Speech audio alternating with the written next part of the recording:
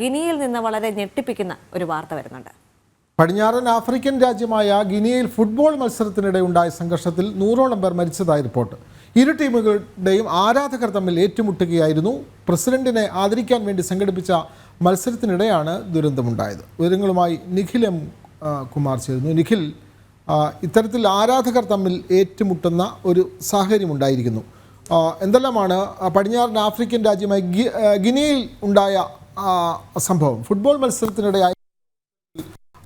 ആ മത്സരത്തിനിടെ കാണികൾ തമ്മിൽ ഏറ്റുമുട്ടിയത്, കൂടുതൽ വിവരങ്ങൾ. വിനോദെ, പ്രസിഡന്റ് മാമാദി ദൗംബയെ ആദരിക്കാൻ വേണ്ടി സംഘടിപ്പിച്ച മത്സരത്തിനിടെയായിരുന്നു ഈ അനിഷ്ട സംഭവങ്ങൾ ഉണ്ടായത്. റഫറിയുടെ ഒരു തീരുമാനമാണ് അക്രമ സംഭവങ്ങൾക്ക് വഴിവെച്ചത്. ഇതിനെ തുടർന്ന് ഇരു ടീമുകളുടെയും ആരാധകർ ഗ്രൗണ്ട് കയ്യേറുന്ന ഒരു കാഴ്ചയിലേക്ക് നീങ്ങുകയായിരുന്നു. ഇരു ടീമിന്റെ ആരാധകർ ഗ്രൗണ്ടിലേക്ക് ഇറങ്ങി അക്രമം അഴിച്ചുവിടുകയായിരുന്നു. അവർ തമ്മിൽ ഏറ്റുമുട്ടുന്നു. അത് പിന്നീട് തെരുവിലേക്ക് വ്യാപിക്കുന്ന ഒരു കാഴ്ചയിലേക്കാണ് പോയത്. അക്രമികൾ അവിടുത്തെ നഗരമായ എസരക്കോരയിലെ പോലീസ് സ്റ്റേഷന് തീയിട്ടു എന്നൊരു വാർത്ത കൂടി പുറത്തു വരുന്നുണ്ട്. എന്തൊക്കെ തന്നെ ആയാലും വളരെ ഞെട്ടിപ്പിക്കുന്ന ഒരു വാർത്ത തന്നെയാണ് പുറത്തു വരുന്നത്. വാർത്താ ഏജൻസിയായ AFPയുടെ റിപ്പോർട്ട് പ്രകാരമാണെങ്കിൽ 100ഓളം പേർ അവിടെ മരിച്ചിട്ടുണ്ട് എന്നുള്ളതാണ്. AFPയോട് ചില ഡോക്ടർമാർ പറഞ്ഞ വിവരങ്ങൾ അനുസരിച്ചിട്ടാണെങ്കിൽ 100ഓളം ആളുകൾ മരിച്ചു വീണിട്ടുണ്ട്. അവിടുത്തെ പല ആശുപത്രിയുടെ പുറത്തും മൃതദേഹ ശരീരങ്ങൾ കൂട്ടിയിട്ടിരിക്കുകയാണ്. വഴിനീളെ മൃതശരീരങ്ങൾ കിടക്കുന്നു എന്ന വിവരവും അവിടുന്ന് പുറത്തു വരുന്നുണ്ട്. എന്തായാലും വളരെ ഞെട്ടിപ്പിക്കുന്ന ഒരു കാഴ്ച തന്നെയാണ് അവിടെ നിന്നുള്ളത് എന്നാണ് ഇപ്പോൾ അവിടെ നിന്നുള്ള AFP വാർത്താ ഏജൻസി നൽകുന്ന വിവരങ്ങൾ.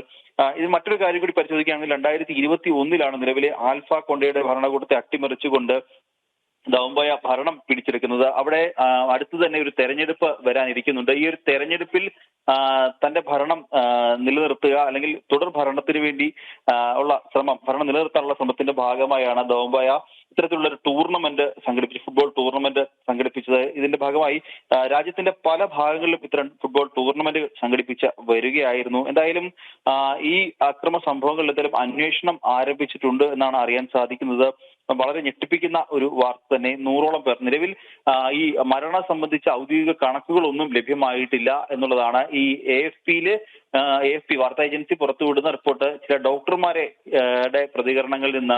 ഉദ്ധരിച്ചുകൊണ്ടാണ് പ്രതികരണം AFP ഇപ്പോൾ പുറത്തുവിട്ടിട്ടുള്ളത്. AFPയുടെ റിപ്പോർട്ട് അനുസരിച്ചിട്ടാണെങ്കിൽ ചില ഡോക്ടർമാർ 100ന് മുകളിൽ മരണങ്ങൾ സംഭവിച്ചു എന്നുള്ളതാണ് പറയുന്നത്. മറ്റു ചില ഡോക്ടർമാർ 100ഓളം മരണങ്ങൾ, ഡസൻ കണക്കിന് ആളുകൾ വഴിനീളെ മരിച്ചു കിടക്കുന്നു എന്ന തരത്തിലുള്ള റിപ്പോർട്ടും വരുന്നുണ്ട്. എന്തായാലും വളരെ ഞെട്ടിപ്പിക്കുന്ന വാർത്ത തന്നെയാണ്. ഇതിന്റെ കൂടുതൽ വിവരങ്ങൾ അല്ലെങ്കിൽ ഇതുമായിട്ട് ബന്ധപ്പെട്ട ഔദ്യോഗിക സ്ഥിരീകരണങ്ങൾ എന്തായാലും വരും മണിക്കൂറുകളിൽ വരുമെന്നാണ് വിനോദ പ്രതീക്ഷിക്കുന്നത്.